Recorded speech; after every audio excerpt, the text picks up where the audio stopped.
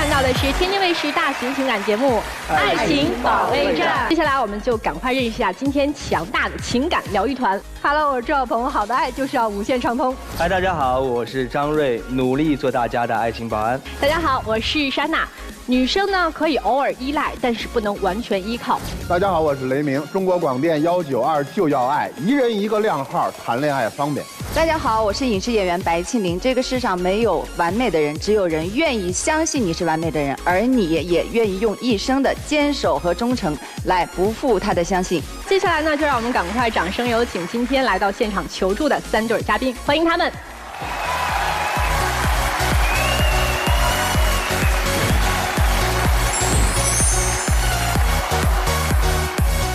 首先要疗愈的是本期第一对情感嘉宾，刘先生39岁，来自吉林，刚进宫；裘女士37岁，来自吉林，全职妈妈。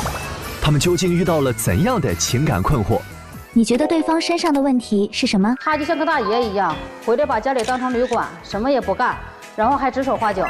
他特别独断专行，而且还不知足，总和我父母吵架。请给你们的婚姻打个分，并说出理由。也就70分吧。我认为幸福的婚姻应该是互相体谅、轮流低头、彼此珍惜。毕竟之前我们离过2次，我不想再轻易的放手了。也就50分吧，16年丧偶式的婚姻聚少离多的，我现在真的撑不下去了。刚才这个小片信息量挺大的，给你们的婚姻打分，女士是50分，男士是70分，并且男士说到了一个信息点，说你们结婚16年离了2次。啊，是。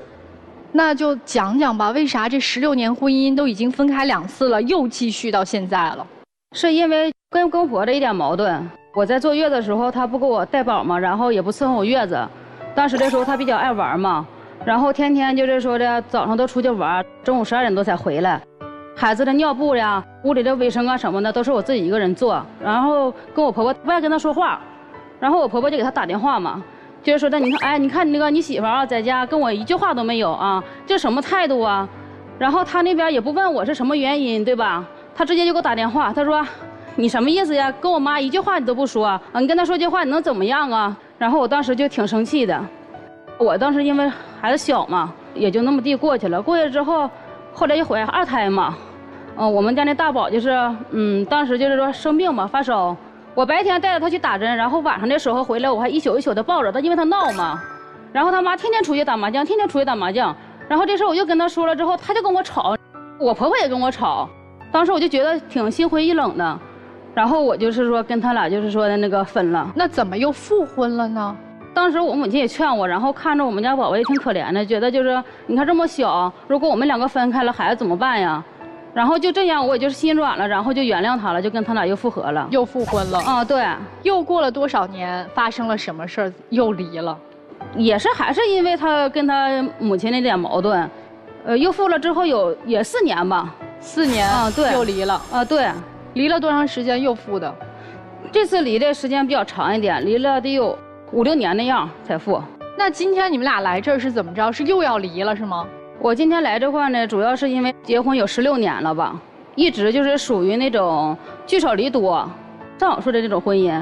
所以说现在随着我们家那个孩子长大了嘛，有点叛逆，我觉得我一个人在家我真的有点撑不住了，所以说我就是跟他多次沟通，我想让他换一份工作，回来就是说跟我一起说能那个教育孩子，陪伴一下孩子。这16年你们都是异地吗？对，就是他1年基本上很少回来。那先生，您怎么想的呀？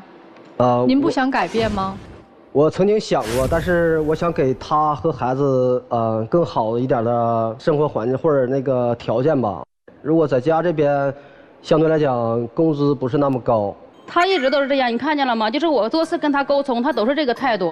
在他这个思想里边，就是能够让你们稳定就已经很好了。我不想去冒那个险，我不想去创业，然后我不想换另一份工作，因为我换这份工作了，我每个月只能说的挣几千块钱，我维持不了你们的这样的生活。我想问一下，妻子，你这么多年是一直没有工作吗？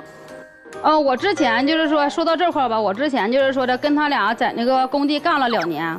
因为那个时候是什么情况呢？我也希望说自己的孩子能够有一个好的学风，对吧？然后我就跟他商量，我说那个我跟你出去干2年活吧，我说咱们到街里买一个那个学区房，咱们是找一个好点的学校，让孩子上个好点的学校。然后跟他商量之后吧，他就真跟他妈商量了，说的那个妈呀，你那个回来给我看2年孩子，我媳妇跟我出去干2年，完了说那买个学区房，这不他妈就回来了吗？他妈回来看2年之后，我们赚了点钱回来，首付买了个学区房。然后吧，我就想着，我说那你跟你妈再商量商量，我说再看2年，我跟你再干2年，把这回来把这尾款全还上了。跟他妈说完了之后吧，我答应的挺好的，等到我们改工地干活正干活呢，就打电话就不行了。然后我就说的，你回家跟你妈好好再商量商量，毕竟说你看你就你们一个儿子，对不对？你说你这么瘦也应该心疼你。完了我说你回家问问到底咋回事。我承认在这件事儿是我的错。作为儿子和丈夫，我没调节好他们之间的关系。一边是妈，一边是自己的媳妇儿。然后我感觉我等于你没说，我没有说。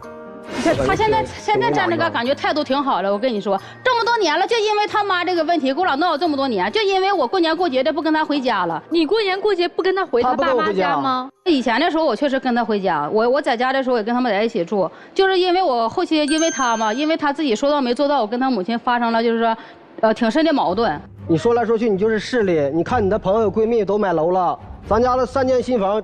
你不住，你非得要整的压力这么大，你非得买这种学区房，然后你还给孩子办各种各样的补习班，你说我挣这钱所剩无几，根本就维持不了这种开销。然后你还让我创业改行，我创业我失败了，我拿什么来维持现在这样的生活？你想过吗？女生，你是想让男生回来，然后在你们家这儿创个业是吗？对，因为他妹妹自己就是本身自己创业的，他妹妹就是做那个咱们家里边那个木门，你知道吧？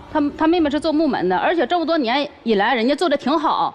就这几年就好几年了，人家说想带着他做，你知道吧？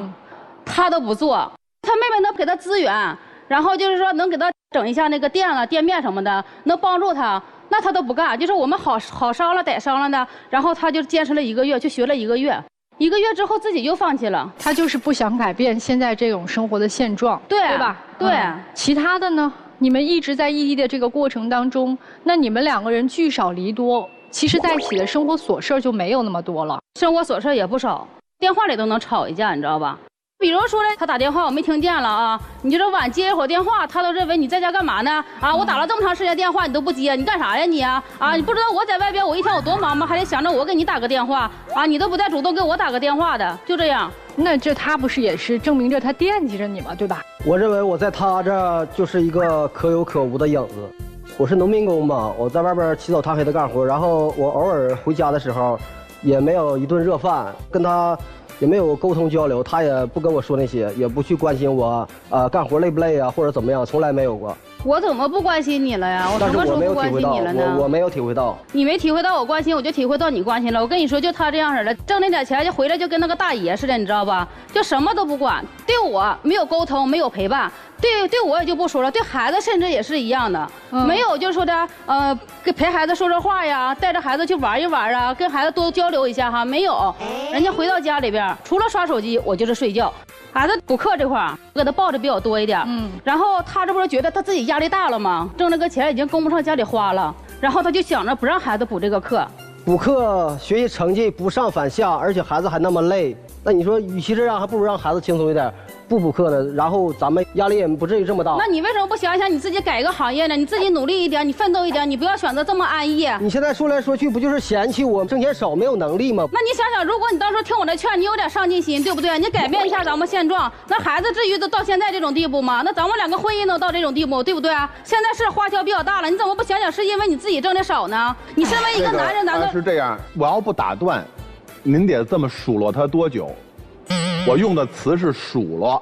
是我们反正也吵了这么多年了，说实话。这个就得跟电视机前的观众说一下了，说找一什么样的人结婚。如果你决定跟一个人结婚，你一定要衡量，他在和你的恋爱关系当中，他是建设性更强，还是抱怨更多？如果一个人只提要求、只抱怨而没有建设性，这个时候你考虑跟他结婚，谨慎。您在您的婚姻里建设的多还是抱怨的多？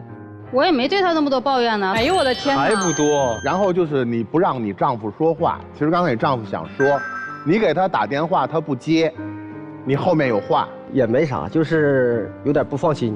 他在一些小程序上，就是直播的时候，有一个人感觉他说的，我感觉就特别暧昧。然后我就问他了，我给他打电话，我说你们2个什么关系？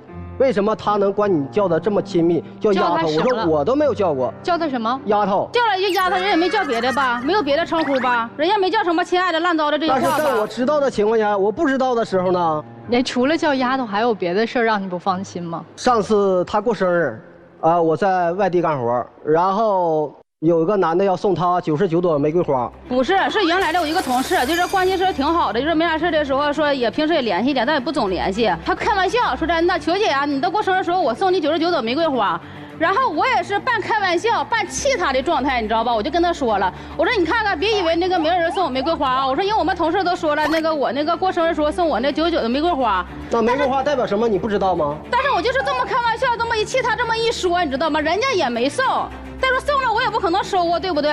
我这不就为了气他吗？然后过去这么长时间了，这件事是不是也有快2年了？哎，就揪着这个玫瑰花不放了，你说？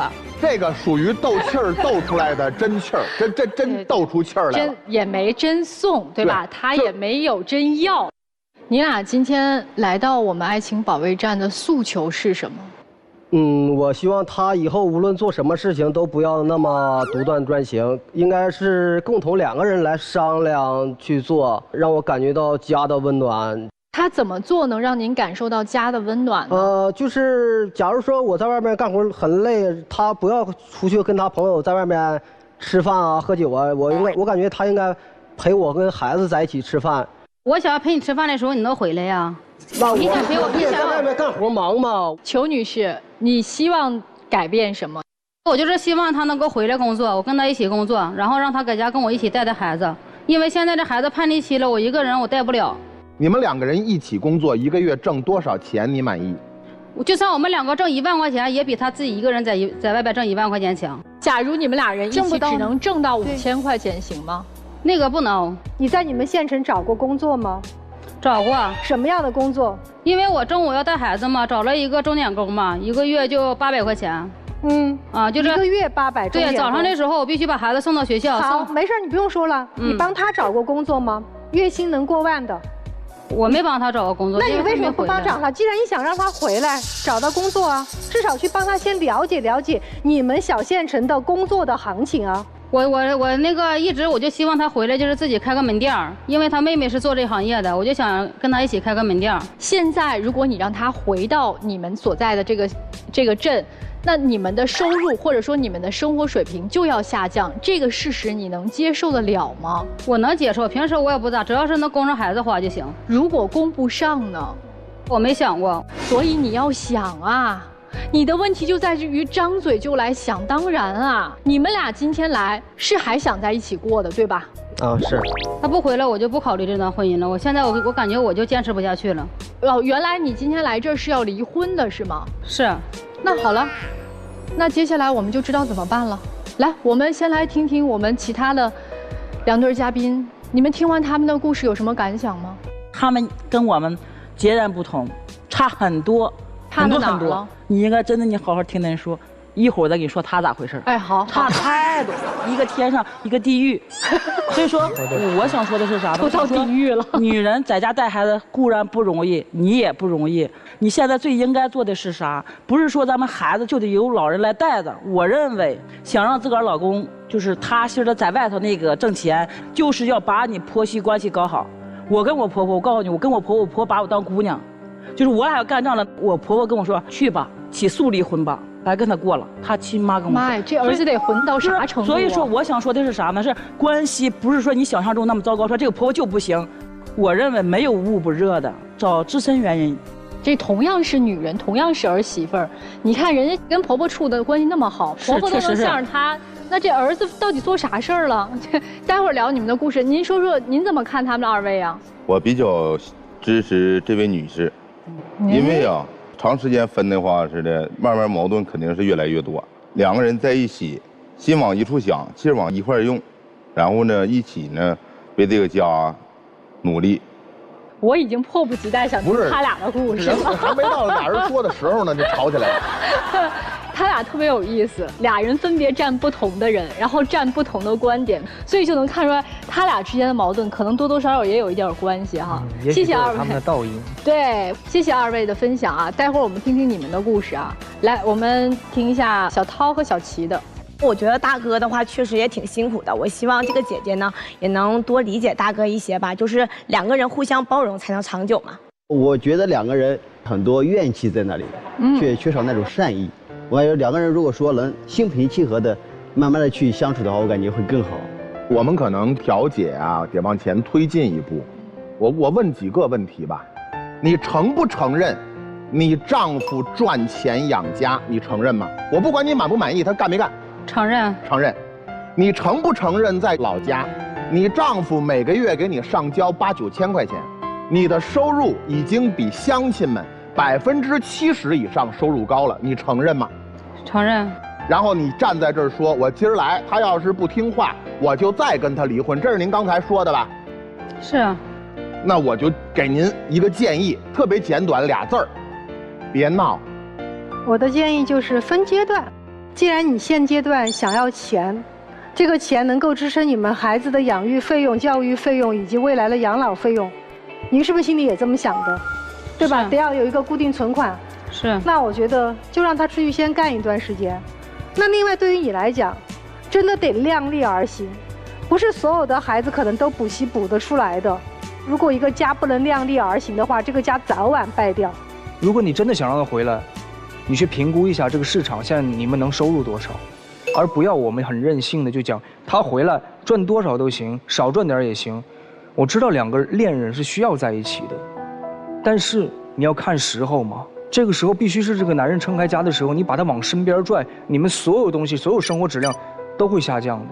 那接下来他回来之后，他再没有好的工作，他再回去还能回得去吗？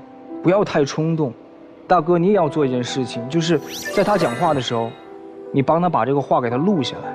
你回头在他不讲的时候，在他脾气好的时候，你给他听听，不怕吵架，让他知道自己是多么的咄咄逼人，连个标点符号都不加了，就很难受，很有压迫感。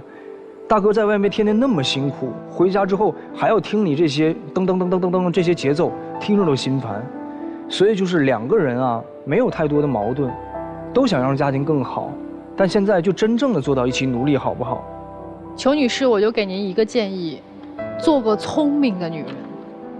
如果您真的是个聪明的女人的话，你完全可以跟婆婆把关系改善好了之后，婆婆现在可以过来搭把手，帮你做个饭，你出去可以找一份工作，减轻一点你们现在的压力。所以您现在真的，如果您要是想要继续这段婚姻，我觉得您可以先从改善婆媳关系开始。我相信那个关心你的、疼爱你的老公就回来了。因为在我看来，一个常年在外面打工的男人，一个常年在外面打工的老公，能够时常给你打电话问你在干嘛，证明他心里有你。我觉得这个婆婆还是挺好的，她帮你带了这么久的孩子。你不但没有感激，连最基本，他即使不帮你带孩子，逢年过节的，你作为儿媳妇儿也应该去看一下老人家，但你连最基本的没做到。还有一点啊，大哥很辛苦，希望你不要再作了。你要是再作下去，你连现在的生活都没有。说点帮忙的话，你们工地是不是住那个集体宿舍？对，一个屋老哥几个是吧？别人给自己孩子通电话的时候，你在旁边听着吧。有时候也听。是不是你跟你老婆通电话，你跟你女儿通电话，总没有宿舍里那老哥几个通电话那种温馨的感觉？是这样。你听见了吗，裘女士？听见了。人家不是不想好，是被抱怨怕了。我多说一句吧，我觉得既然别人说话挺亲热的，那你不妨学学那几个大哥怎么说话的，你就学学他们怎么跟媳妇儿说话。如果他们打电话过去说，哎，媳妇儿你今儿辛苦吗？媳妇儿你今儿累不累？你也就照着他们话过去跟他们说。另外还有一个，如果嫌手机费贵的话，换广电5G 呗。好，我们接下来有请我们的第2对徐先生和王女士。本期第2对情感嘉宾，徐先生40岁，来自吉林待业；王女士41岁，来自河北个体。那么他们又遇到了怎样的情感困惑？这段感情中你最大的遗憾是什么？我最大的遗憾是没有一场婚礼，没有结婚照，甚至都没有得到老人跟亲人的祝福。如果给你一次重新选择的机会，你还会选择他吗？那我肯定会毫不犹豫地去选择他呀。也许会吧。我也很茫然，不知道怎么回答你。您今天的诉求是什么？我耳根子很软，一生气或者是发生点冲突，他一哄就好。其实我挺恨自己的，然后我就想，看看他还值不值得我这么坚持下去，值不值得我这么付出。和他在一起，我对他的信任是200%，但是他对于我的信任是几乎为0。我就是想让他相信我，难道有这么难吗？您2位结婚多少年呀？我2个在一起11年了，算是17年结婚吧。因为啥呢？因为结婚是，生孩子嘛，生孩子需要落户口，就这样子才领的结婚证，没有婚礼，也没有婚纱照。那会儿我就是他的老人跟我的老人都不同意我俩在一起。我们2个是后到一起的2婚，他是2婚，我也是2婚在一起的，都不容易。那为啥结婚了这么长时间没去补个婚纱照什么的呢？他总在说，咱们有空我一定给你照个婚纱照，总在说。我说赶哪天有时间的话，我带你去，咱俩哪天有时间预约一下。哪天都有时间。你说不用了。我们先了解一些基本事实啊。刚才您提到说您2位都是2婚，对，就是曾经都有过一段婚姻。对，在上一段婚姻当中都有孩子吗？我有一个儿子。您有一个儿子？我儿子在跟他父亲，跟着您的前夫啊。姑娘是跟我们。姑娘是跟你们生活在一起的。是一直跟我们在一起，是这上初1了，因为孩子不好管教嘛，在他妈那儿呢。但是我们现在拿抚养费。去年刚去他妈。去年去的。基本事实了解清楚了，那您2位之间的这个矛盾到底是因为什么呢？我怀疑他呀。你总是怀疑我。你有让我怀疑的资本呢？你别让我怀疑你啊！为什么你能让我他不怀疑他？什么样让你不怀疑我呢？你怎么做我都怀疑你。不，来，咱先说说为啥怀疑他。有一次他喝酒回来，那会儿就是凌晨1点多了，我一直在等，因为他没拿钥匙。上电梯嘛，他喝完酒之后上不了电梯，我给他叫门。叫电梯上来之后，他去那屋睡觉，就睡着之后，我就听见手机叮当一声响，我就拿过来。我手机密码我知道，我拿过来了，我就把手机解开了，我就翻，就聊天的那个语音条，上面说你到家了吗？完了我一看不对呀，头像是个女生，因为你相信第6感嘛，我就感觉就是个女人，而且她就关系绝对不一样，我就以她的口气回了一个，还没到家，她没回复我，完了我紧接又回复一条。我说我不想回家，我想去找你。问号，然后你猜他给我回来一条啥啊？你们都想象不到，给我回一条你是谁？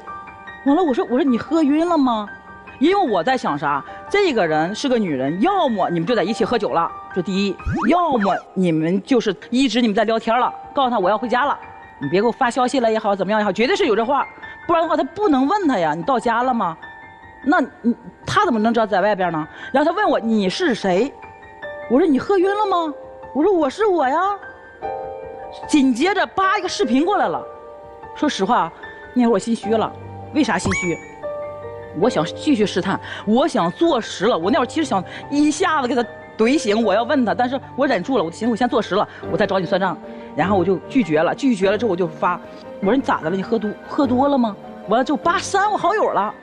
我在家就不加了，10来分钟之后，我又加他好友，跟他说，刚才是我老婆拿我手机给你发的信息，现在我跟他干架呢，就是我出来了，这下他才就是我加他好友发那个信息嘛，这下加上好友了，加上了，给我回一个，你怎么能让他拿你手机呢？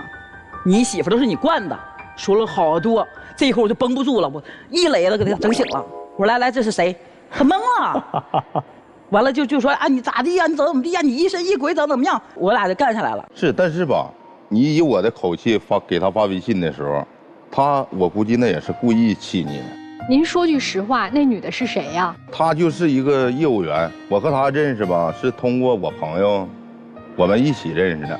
那她那天晚上是不是跟您在一起吃饭？对。之前的聊天记录有吗？看到之前的全删了。哦，全删了。一看就是全删了。但是我和你保证的，我是不是做到了？啊，你拉黑了，而且现在我跟他一点联系都没有了。那我问问你，那你为什么今天你还要拿出来说？那行，再说第2件，这个事发生没多久，又是同样的一天晚上喝酒回来了，洗手间去了。然后我那天吧，我记得我是拿啥去了，我就开门就进去了。我这一进门，我就一瞅，他正在那微信呢聊着呢。但是跟谁聊咱不知道，看不到嘛。正聊的老那啥了，我就一进去，咵嚓一下退出了，大退出来了。我说你干啥呢？他如果说我要是说聊天呢，哥们咋地也都无所谓了。他跟我说啊，我刷视频呢。我说你也没看视频，不是聊天呢吗？我说你跟谁聊呢？我就咔咔抢，他那都做了，他抢不过我呀。他劲儿大呀，转的，最后没咔嚓手机摔碎了，新手机摔碎了，死无对证。那我为啥把手机摔了？当天晚上就是我在外边吃饭的时候，他就一遍一遍的给我发视频，隔一会儿发一个，隔一会儿发一个，一直是你照着你左边，再照着你右边。没有一直是吧？是我左一遍右一遍给你发，是因为你没有接我才给你发，你越不接越给你发，越不接给你发。是后来我接了吧？是接了。我视频接完之后，你知道我朋友他们都是怎么笑我吗？我朋友他们都说你这家教真严呐，你让我在我朋友面前一点面子都没有。那来我问你，而且我到家之后，我的手机是我的手机吧？是你为啥你想看你抢过来你就要看呢？你尊重过我吗？我为啥抢过来看？你要是说是你先和我说，那个空还留着我问你嘛？我问你说你都删完了。就是在男女方面，你对他不信任。对，就是他对我100%信任，我对他是100%不信任。这是你们现在目前的主要的矛盾之一。还有其他什么呢？我老公属于高不成低不就了，这好，我迁就着你，我能挣钱就行，我挣得够花就行。家里边老人，你说孩子的那个抚养费呀，老人呐，这每年老人就是每天我都在买东西，咱不是说在表功啊，我就认为老人，你看我也不用他看孩子，我把你所有人都答复好，你让他自己说，他身边的所有的朋友，他所有的亲人。那现在是谁在养家？你俩？我目前是无业。老师，我给你介绍一下他的现在工作：凌晨4点去钓鱼。然后下午基本上是3点多回来，3点多回来，朋友如果打电话的时候出去吃个烧烤，先喝点中餐的小酒，然后去唱个歌，唱完歌回来再吃个烧烤，凌晨再回来，没准早起吐一醒起来又钓鱼去了，这他的工作。再不地第2天打个小麻将去了。这是多久了？这样多久了？17年到现在了。你生完咱们儿子之后，我是不是我说我要买大车，我也跟他说了好几次。他就装没听着。对，我就不想让他跑大车。我宁可你不去挣钱在家，为什么呢？你跑大车，车上再拉个别的女人来拉回的，万一在家了呢？天哪！他应该好开心，他现在就是没跑大车，现在就是在家。你早上3点钓鱼去。大姐，你给他别裤腰带上得了，真的。所以你不让他跑大车，是担心他车上拉别的女人是吗？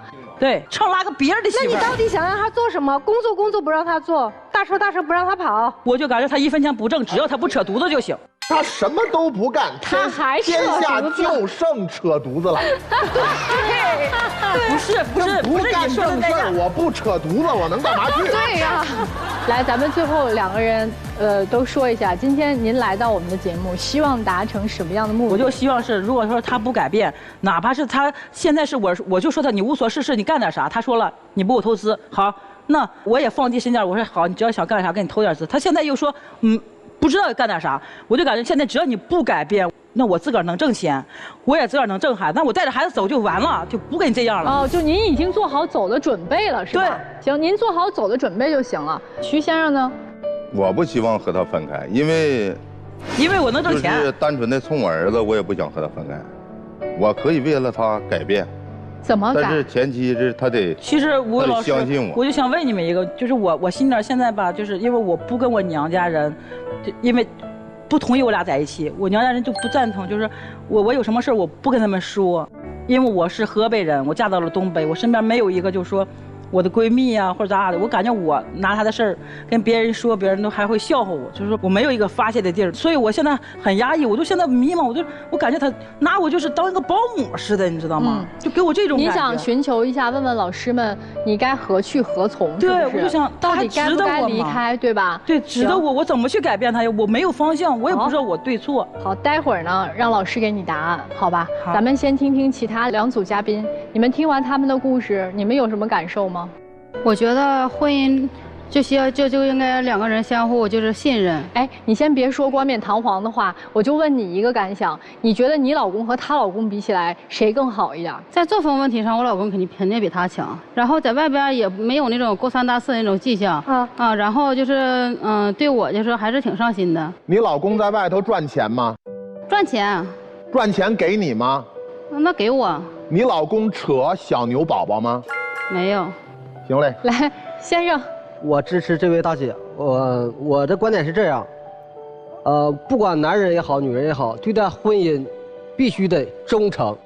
我只是想跟大哥大姐说一句话吧，就是我想跟大姐说，因为我也作为一个女人嘛，我觉得女人自信的时候是最有魅力的。你想一想，你当初和他在一起，他是怎么追求的你？你那个时候又是怎么对待他？找一找当初时候的那种感觉，然后呢，你可以反过来让你在意他比他在意你的时候要少一点，可以让他多在意你一点啊。然后呢，我想说大哥的话呢，就是，其实女人都是很敏感的，我希望大哥呢能多给大姐一点安全感。其实我总结下来，我就只有8个字想说。你说。真爱老婆，远离怂恿。能做到吗？我才做不到。不是，我现在已经做到了。就是刚才他说的，所有的这些事儿，那都是几年之前的事儿了。你现在不出去喝酒吗？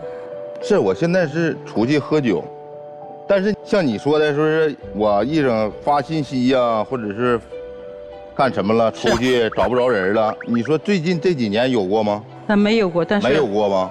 没有过，你为啥不说清楚啊？啊？谁知道你到底有没有过？只是我没查到而已。啊，你没查到，你就不敢保证我有没有？那你的意思是，那我没有，我都想有。大哥，您觉得特有理是吗？你这2年还能抓到我的把柄吗？我没有把柄给你抓了吧？我无非就是喝个酒、钓个鱼，不顾家，拿点钱，在外面不接你电话而已。我没有做出什么丧尽天良的事儿，所以你凭什么说我？对，今天我等会儿你别说话，是不是？就这意思对吗？可是你作为一个孩子的父亲，你没有陪伴孩子的成长，你说你想给孩子一个家，什么家？空壳吗？你陪你7岁的儿子跑过多少次步？陪他骑过车吗？你带他遛过弯吗？陪他打过篮球吗？你做过吗？你在这叫嚣什么叫嚣？所以您没有资格。同样，我想对您说，妈味儿太浓了。溺爱底下没有孝子，同样溺爱底下也没有好丈夫。如果这2年他的确没有在外面去花天酒地，那不是应该您跟他更好的应该想想，哎，你怎么陪孩子呀？您不应该跟他商量这个事吗？您天天盯他，您还有时间把孩子给培养好吗？所以，如果您真不想跟他过了，您大胆的撒手吧。我还有就是我就想请求2位男老师，我就感觉我这个观点没有错，想让你们给他灌输一下。他就始终认为一个男人在外说有女人缘来，他感觉很正常，特别正常。我是做错了，但是我没有抛弃你，我没有说因为外头的女人我跟你离婚，他就认为是对的。说的是什么时候的事儿？我说的是去年的事儿。最近这几年有过吗？你还说去年5月份啊？没人给你发信息吗？谁给我发信息了？你把这话说清楚了。咱们俩的离婚证是儿子9月1号升学我才拿回来的，21年起诉离婚的。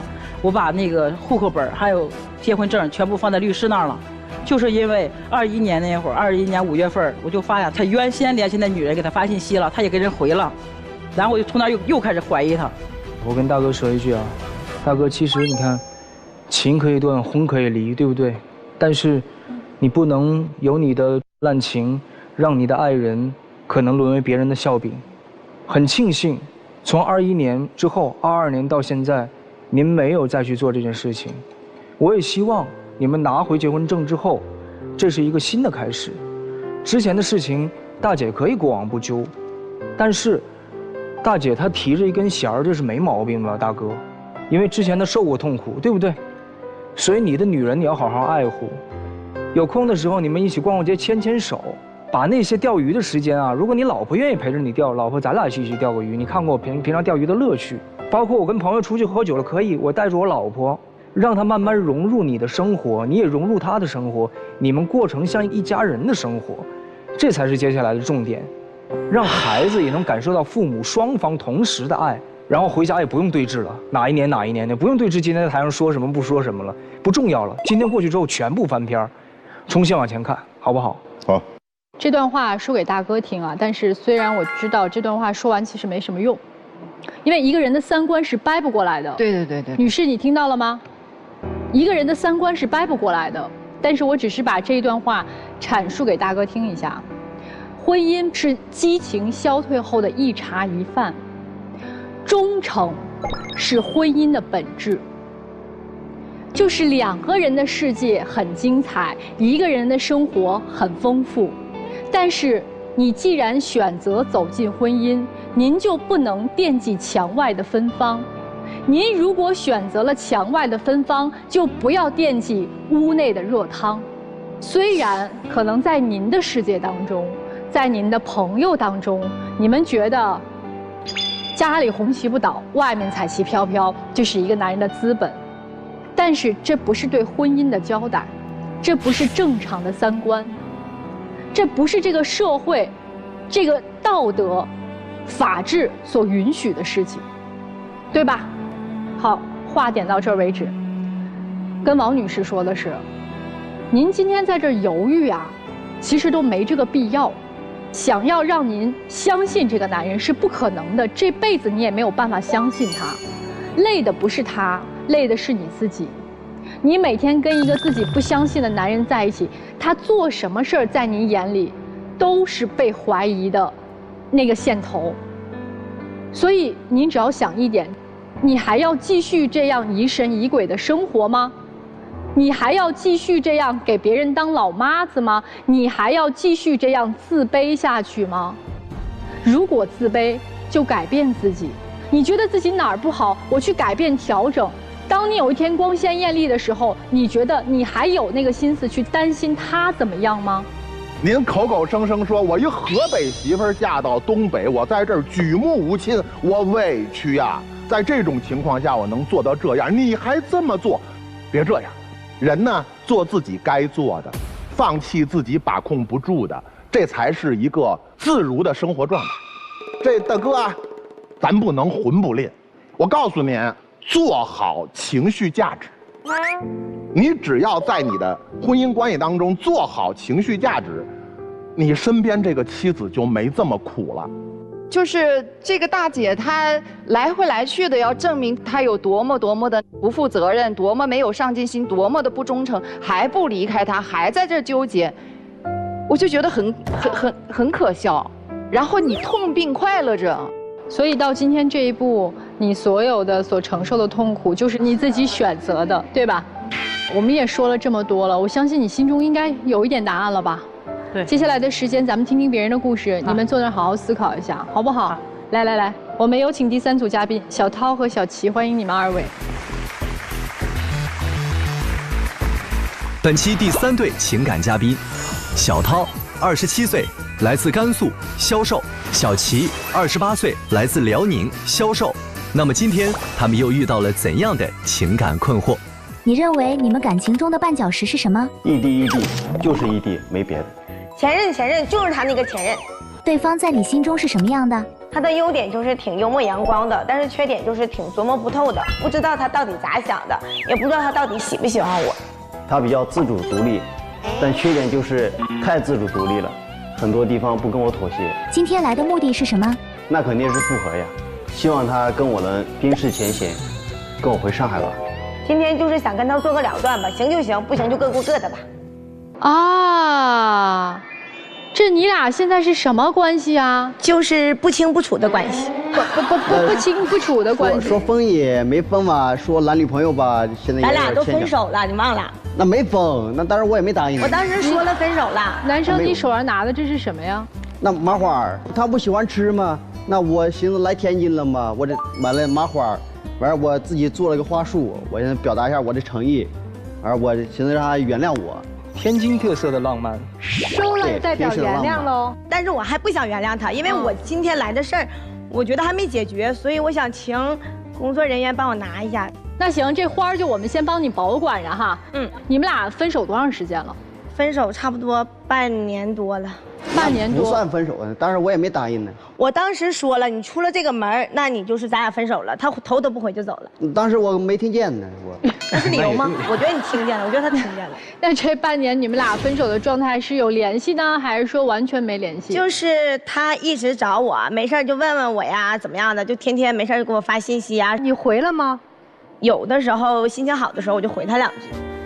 也回信息了，因为毕竟咱俩3年的感情了，也不是说断就能断的吧。我先说一下咱们俩是怎么认识的吧。我是2020年那个时候，我和我前任分手了，就是他做了一些对不起我的事儿，然后咱俩分手了。然后我就去上海的一个酒吧，正好他是调酒师。然后呢，我就觉得他当时挺幽默风趣的，我就觉得哎，这小哥哥长得挺帅的，也挺幽默的。然后当时我就去跟他搭讪，就是后来知道他也在沈阳工作过嘛，然后就要了个微信，就这样咱俩就在一起了。男生说你俩最大的问题是因为异地，然后你说你俩最大的问题是因为他前女友。就是前任是我的一个心结，然后现在的一个问题呢，异地也是一个很大的一个分歧吧。那咱先说前任吧。因为他有一个处了5年的女朋友，就是跟我在一起的时候呢，他也跟我说过，因为他跟他女朋友非常好，他平常就是跟他女朋友在一起的时候，什么家务活都没有让他女朋友做过，都是他自己在做，就把他女朋友惯得非常好，包括他女朋友的生病啊啥都是他来照顾的。你怎么知道的？他跟我说的呀。你跟你现在女朋友说你前任把照顾那么好，这个事儿吧，就是他跟我说了，我其实觉得他也是挺有情有义的吧，然后再加上他对他女朋友这么好，我觉得他以后也会对我很好。然后后来呢，是怎么有的这个前任的事儿呢？就咱俩刚在一起的时候，他特别好，每天一个语音，每天一个电话，哎，天天的咱俩如胶似漆的，就是热恋嘛。就是2个月之后，我每天给他打电话，他就说，哎呀忙，我这边工作呢啊，我忙。然后有一天我就打电话，他们老板接的电话，然后我说我找小涛，他说你是小涛什么人呢？我是他朋友。然后那个老板说啊，那他跟他女朋友出去了，跟他有个女孩来找他，哭哭啼啼的。然后呢，他就跟那个女孩。哎，就出去了，然后晚上我就给他打电话，我说今天你干啥了？他说我在店里加班呢。我说你再说一遍。他说啊，对呀，我在店里加班呢。我说今天找你那女孩是谁？然后他看他瞒不住了，然后他就跟我说是他前任啊，生病了怎么的来找他。那不是没想好怎么跟你说的吗？那时候还我那前女友吧，他们家给他介绍一个，然后他结婚了后面离婚了，完了在家身体有病，又自己来的上海，但无依无靠的，那只能来找我呀。我就当一个朋友去帮助的他。我不相信你俩还有纯友谊。我插一个问题啊，你方便说你和前女友是为什么分的手吗？那时候他们家里不同意，然后后面实在拗不过他们家里就分手了。哦，分手是非我所愿，是因为家里的人的反对，然后他跟你分手之后就马上结婚了。对，分手他们家就直接介绍个相亲对象，然后那男的挺有钱的，他们家也挺相中的，完了那女的没办法啊，结了呀。她说她老公嫌弃她有病，然后就是后来就跟她离婚了，她无依无靠来上海就找他了。第一次我可以很大度，我说啊，我知道你这个事儿，我也可以理解你，我可以原谅你。但是没想到他还有第2次。第2次是什么？第2次就是他来沈阳找我，那时候我就是挺生气的嘛。他说他因为我把工作辞了，飞到沈阳来找我，也跟我做保证说啊，你放心啊，这边的话我跟他的话没有什么联系了啊，这边的话你可以放心，我对你怎么样啊，咱俩在一起好好的。我说行，我说第1次我原谅你。正好咱俩那天在逛街的时候，结果他接了个电话，我看到那电话上呢就是一个女生的名字，我当即我就让他，我说你把外放给我打开。他没办法，看事情兜不住了，他就把外放给我开了。然后当时那个女生她就说了，哎，你什么时候回来呀？我这边衣服都给你洗好了，我这边一会儿去看病，你陪不陪我呀？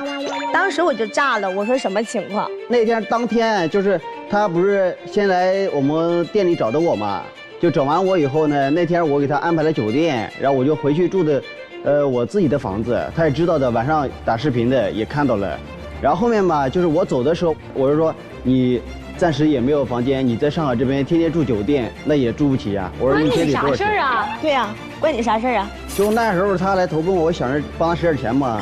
你这句话说的是，你知道他来投奔你，也就是他把你当做他唯一的依靠，你还为他安排住处。我问个问题，他如果那会儿知道你有女朋友的话，他还会住你家吗？那时候刚开始不知道。他为什么不知道？你没跟他说吗？他刚开始不是来我们店里找我嘛，那会儿我没跟他讲。你为啥没跟他讲？你可以不跟他讲，但你为啥没跟你前女友讲？没有说想到这点儿，但是后面嘛，就是我就赶紧给他讲清楚了。我说是曝光之后，你才跟你前女友说我有女朋友了。因为当时我让他开视频了嘛，我跟他女朋友对话了。我说你为什么要住我男朋友家？他说啊我没有。他说我跟小涛真的没什么啊。然后你别误会啊，这边的话我只是没有地方去，我暂住他家了。我特别烦这种前任，嘴上说着别误会，做的全是你不得不误会的事儿。是啊，对啊，这就特别没劲。说一套做一套，茶里茶气的。当时我就说，我说你现在立刻离开我对象家，然后他就立马搬走了，然后搬到他对门去了。那不当时也不知道啊。哎，你们俩住对门这么长时间，你告诉我不知道？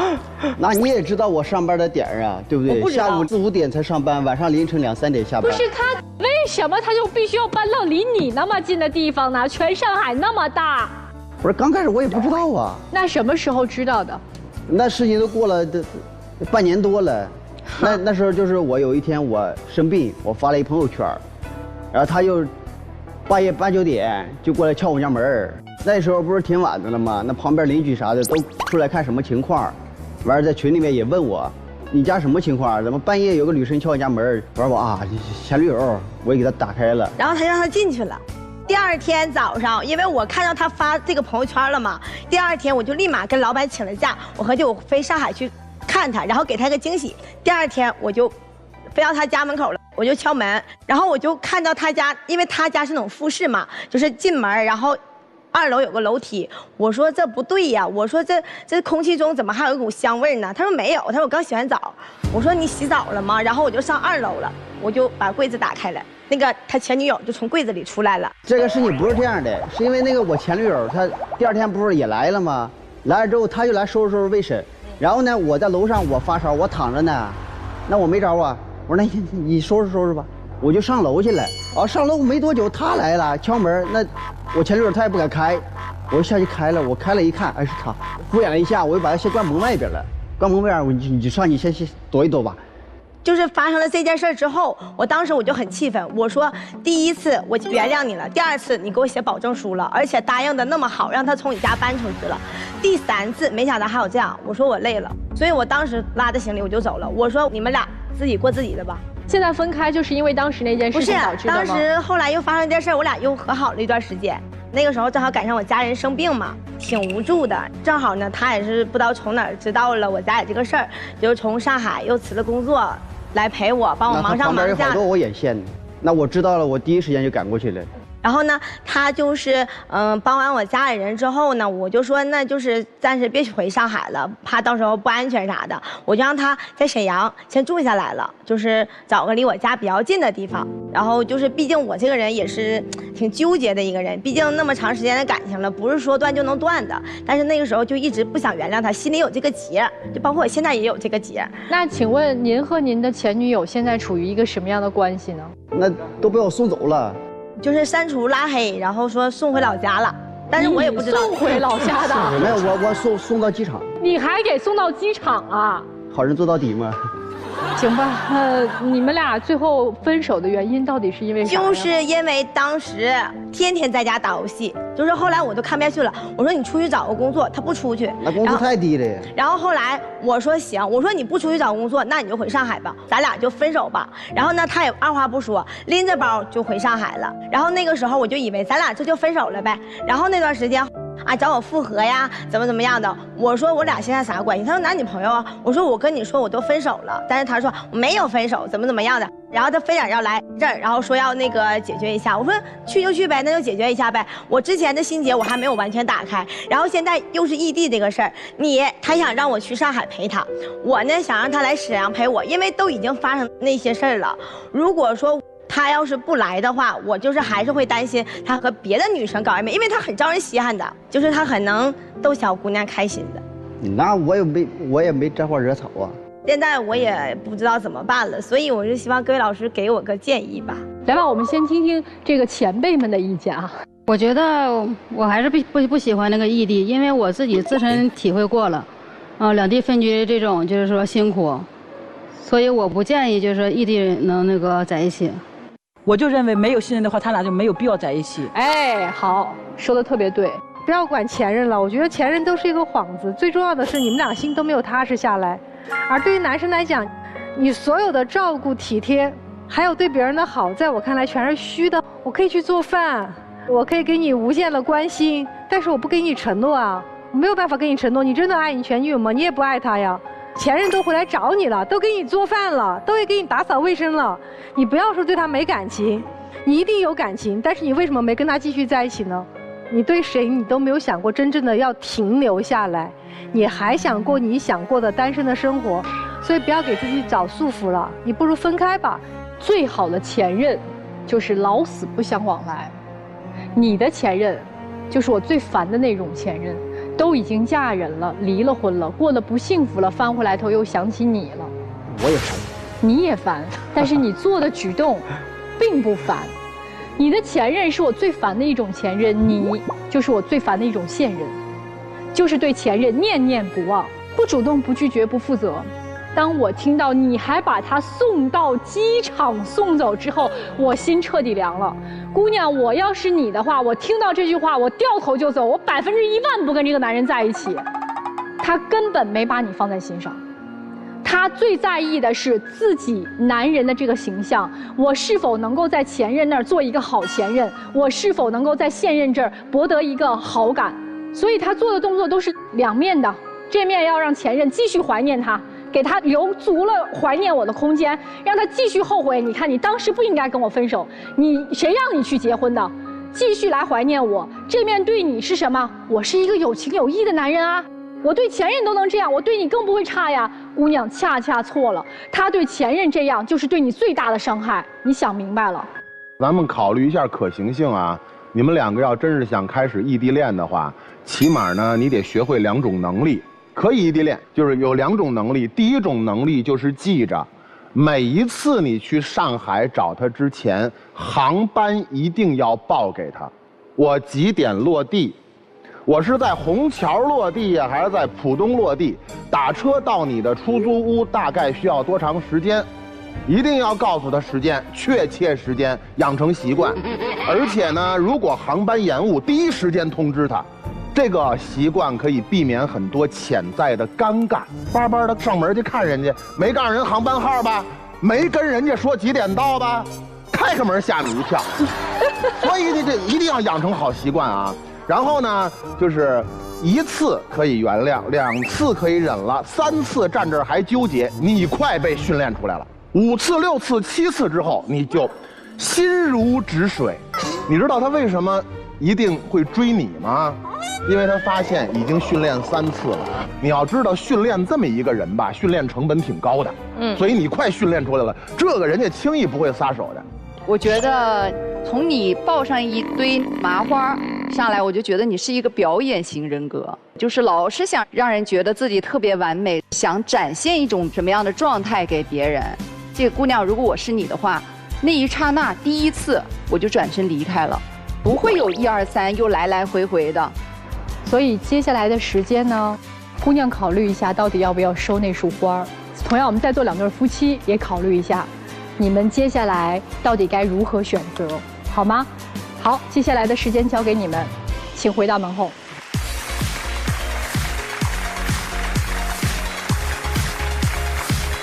今天的第1对的嘉宾，几位老师，你们怎么看？会出来的。妻子要求他回来，一定会出来的。会出来的。对。好，那我们共同来期待一下结果，请开门。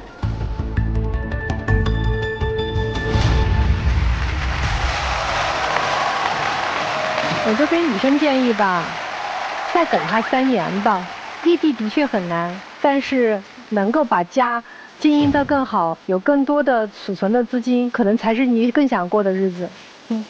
刚刚我第一次看到你笑，你笑得挺好看的，所以就是要给你老公信心，把这个家支撑下去，相互之间好好扶持啊。我想跟我老婆说，你的一生我只借1程，这1程就是余生。老婆，我爱你。哇。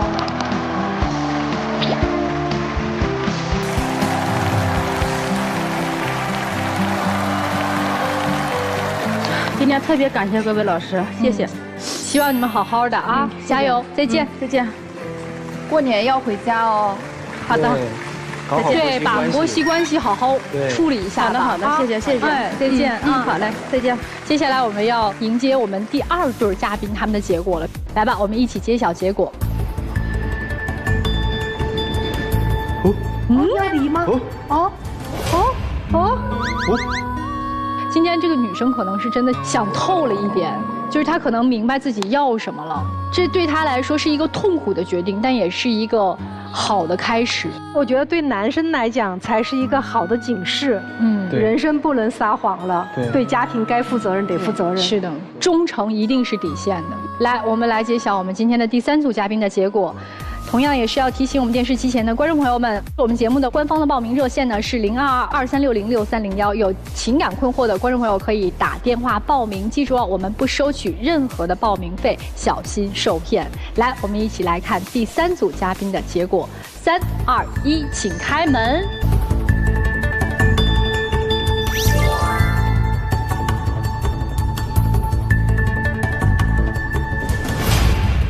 好了。